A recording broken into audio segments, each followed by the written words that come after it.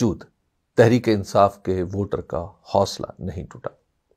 اس جماعت پر انتخابی نشان کی واپسی سے لے کر عمران خان کو سزا سنائے جانے تک کے ہر مرحلے پر میں لوگوں کے بیچ میں رہا ہوں۔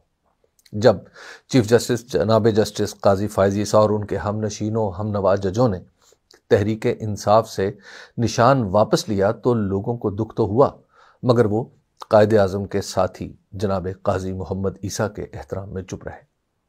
پھر چند گھنٹوں کے لیے بلے باز کا نشان آیا تو تحریک انصاف کو ووٹ دینے کے خواہش مند اس نشان کو اپنا ماننے لگے۔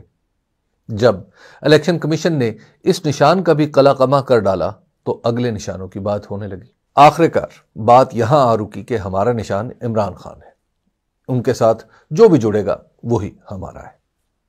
انتخابی نشان کے اس معاملے نے البتہ مسلم لیگ نون اور پیپلز پارٹی کے ووٹر کو ضرور پریشان کر دیا۔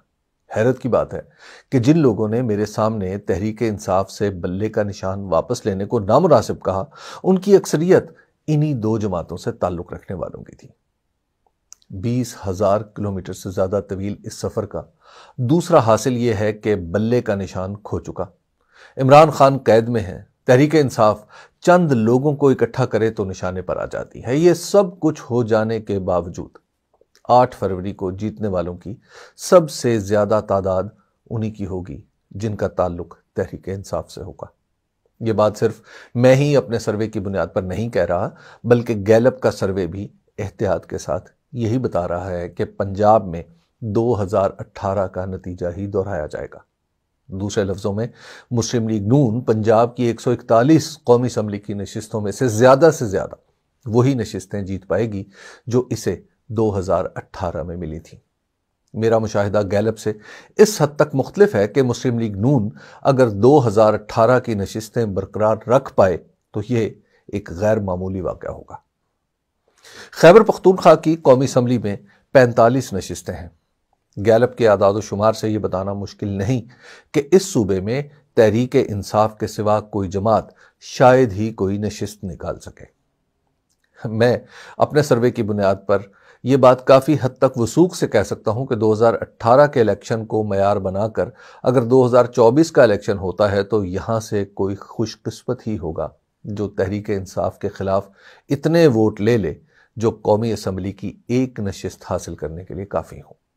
ہاں، کسی طریقے سے کامیابی کا کوئی نوٹیفیکیشن حاصل کر لیا جائے تو الگ بات ہے، اس طرح تو وہ بھی کامیاب قرار دیا جا سکتا ہے جو الیکشن میں کھڑا ہی نہیں ہوا۔ کراچی کی 22 قومی اسمبلی کی نشستوں پر دعوے جو کچھ بھی ہوں، حقیقت یہی ہے کہ ان میں سے بیشتر پر تحریک انصاف اپنی تمام تر کمزوریوں کے باوجود آگے ہے۔ متحدہ قومی موومنٹ کے لیے شاید یہ خبر اچھی نہیں ہے کہ جماعت اسلامی ووٹوں کے اعتبار سے اب اس کے مقابلے پر آ چکی ہے۔ ایم کیو ایم کے لیے ووٹوں کے اعتبار سے کراچی میں اپنی دوسری پوزیشن برقرار رکھنا بھی کافی مشکل ہوگا۔ اسلام آباد کی 3 نشستوں پر تحریک انصاف 2018 میں بھی آگے تھی اور اب بھی یہی صورتحال برقرار ہے۔ بلوچستان میں قومی اسمبلی کی 16 نشستیں ہیں۔ وہاں کی صورتحال کے بارے میں کچھ کہنا میرے لیے سر دست مشکل ہے کہ میں وہاں جا نہیں پایا، اس لیے میرا حساب کتاب قومی اسمبلی کی 266 جنرل نشستوں کی بجائے 250 کی بنیاد پر ہے۔ اس حساب سے 8 فروری کے بعد جو قومی اسمبلی تشکیل پاتی معلوم ہوتی ہے، اس کی اکثریت تاریخ میں پہلی بار آزاد ارکان پر مشتمل ہوگی۔ جہاں تک مسلم لیگ نون کی حکومت کا تعلق ہے تو وہ خواب و خیال کی دنیا میں قائم ہو تو ہو، حقیقت میں اس کا وجود اب ممکن نہیں۔ ہاں، ووٹوں کا فیصلہ نہیں ماننا تو پھر کچھ بھی کیا جا سکتا ہے۔